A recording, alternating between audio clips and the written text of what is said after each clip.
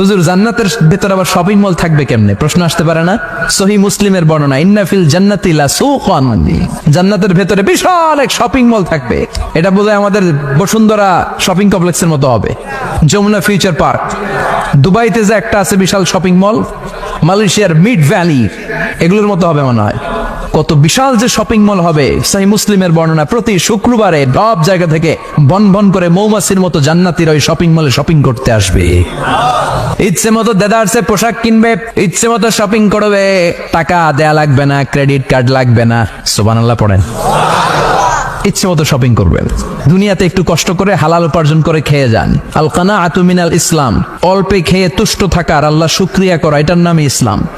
অল্প খাও, অল্প পড়ো, অল্প জমাও, অল্পের ভেতরে বরকত ঢুকাই দিছে কে? অনেকে দেখবেন অনেক খাই খাই নাই নাই করে, এটা যাদের স্বভাব তাদের কখনো বরকত হয় না।